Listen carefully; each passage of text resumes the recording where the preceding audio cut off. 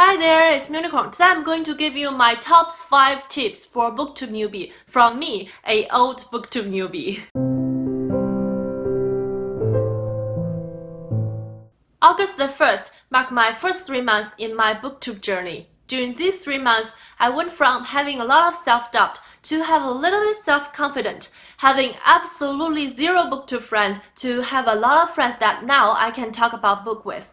And also, I have created some interesting and fun reading projects for myself and even did a buddy read. I always adore the people who make a lot of discussion videos, who create original text to the community, and who share their love, their thoughts, or their life to the community. However, for me, I think I'm not good at talking about myself or explaining myself besides books in front of the BookTube community. So I'm always considering how can I contribute to the community. So today, taking the chance of celebrating my first 3 months on BookTube, I think it's better for me if I can share some of the tips or mindsets that I use on BookTubing, and hopefully it will help other BookTubers, especially other newbies like me. My first tip for BookTube newbies is to set up our goals in a slightly different way and reward ourselves. When I watch my BookTuber friends who talking about their BookTuber goals, I always hear a sentence like, my first BookTuber goal is to reach 100 subscribers or something like that. And some of my friends have a rewarding system. Maybe if they reach 100 subscribers, they can go buy a new book.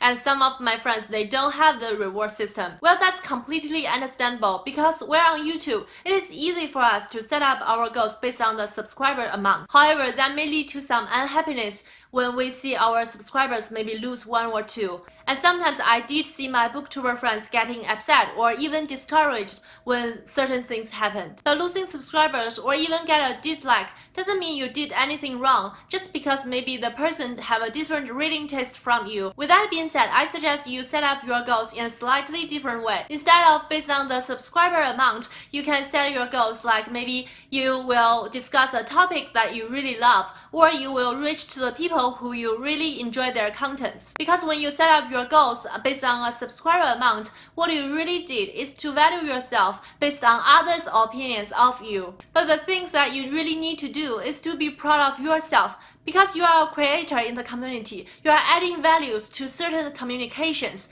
and you are sharing your thoughts to the world, and you are the person who put yourself in front of a camera, who get all the difficulty through planning and filming and editing. So to sum up and emphasize this point, please be proud of yourself, because you are the one who's reading, who's creating, and who's sharing your thoughts and contributing to the community.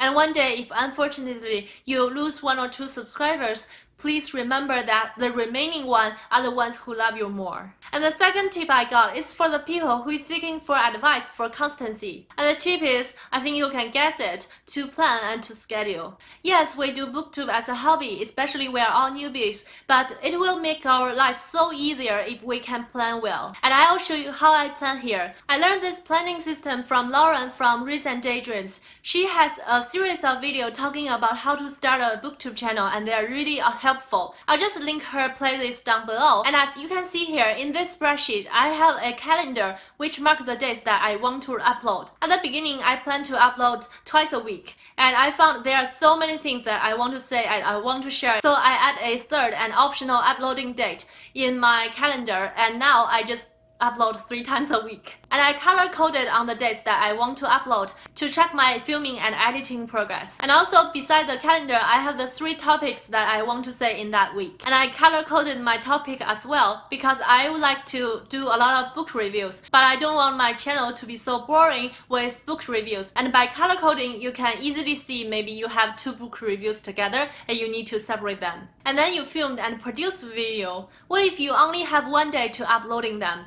The best way is to schedule your video. To schedule your videos, the only thing you need to do is to click schedule instead of public when you're uploading them. If you cannot find the choice of schedule on your dashboard, it is because you didn't monetize your channel. And to monetize your channel, you just go to your creator studio and enable monetization. By active this function doesn't mean that we can get income from YouTube. It is somehow complicated for new creators to get income from YouTube. However, we active this function to schedule our video. And the third tip that I got, and I think every advice videos mention this one, is Don't be afraid of making mistakes. When we're speaking in front of a camera, we make a lot of mistakes, especially when we are nervous. And for me, because I'm a second language booktuber, so I make tons of mistakes. And I just edit them out. If you are a person who doesn't like editing and you have the ability to talk through your whole video, that's very great. I don't have that kind of ability, so I did a lot of editing. And if you are confused with all kind of editing softwares, or if you don't have the budget to purchase one, I believe YouTube has its own free one online that you can use. My first tip in this video is to get involved in the community. We are not only support our community by creating content and upload it online, we also support others by commenting on their videos. And also we want ourselves to be supported by that way. So I think commenting on the people's content when you really enjoy their videos is very important, especially when we are all newbies and we have this self-doubt. For example, oh, do people love my videos, or do I created interesting enough videos for people to watch, or something like that. So if you watch a video that is very helpful or provide you from more information or started another communication in the community, please commenting on others' video and please like their video, because that means a lot. I think you can understand that. And also, I have a second way that you can get involved in this community. That is to set up a Twitter account. If you are a very private person and you don't want your private life to show on the internet, please set up a separate account for your BookTube only. And when you set up a new Twitter account, don't let Twitter to message every of your friends and family. You cannot believe how many conversations happen on Twitter. And also you can use Twitter to reach out to the bigger booktubers that you really admire. Believe it or not, they don't have overwhelmingly amount of commenting or retweets or something like that.